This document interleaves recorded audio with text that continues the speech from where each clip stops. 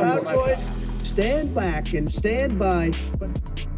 I'm here to ask you to make it stop.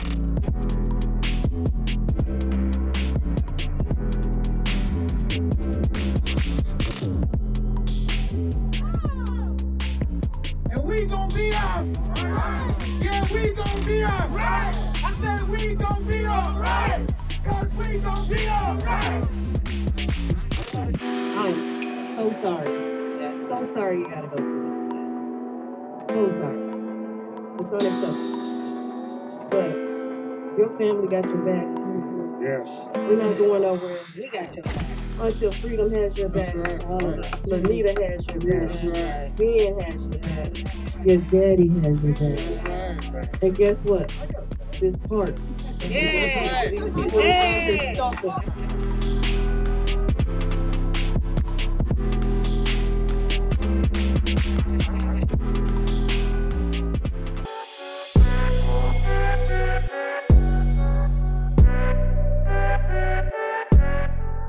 I've been looking at this since the late 90s, and you're looking at it, sort of, interested in seeing whether something actually happens, but with a grain of skepticism as to whether things will actually pass. And I think we're kind of still stuck there. Things are still in the balance. You've been covering this issue since the late 90s.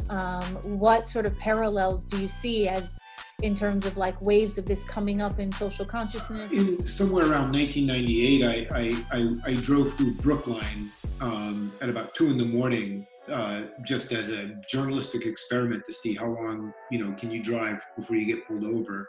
I was very careful to make sure that, everything, all the lights were working on my car. There was no pretext for a stop. I got pulled over, and I think they boxed me in with about 5 cars. There was a brief moment where every police department in the state was required to record data on police stops. It was just a year that the legislature said they had to collect that data, and then it stopped. So, the members of the Black and Latino caucus have been pushing for that same data collection to happen again. And that's not even part of what we're looking at now. We know this session has been extended. Do you think that there is a chance that it will make it over the finish line this time? Or has that fervor that we saw over the summer sort of died down a little?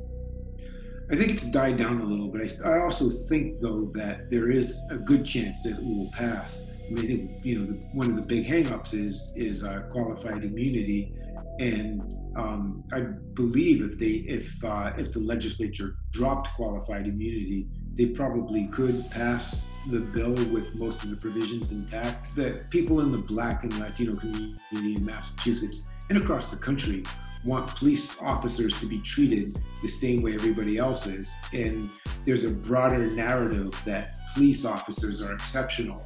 Do you see the parallels with the way we deal with issues around race, especially right here in Massachusetts, sort of parallels the trajectory of this bill in the Statehouse? There are moments where there's introspection and, frankly, white guilt. Like, we're in that moment, which is, I'm very interested to see how long it lasts and how much change can actually happen.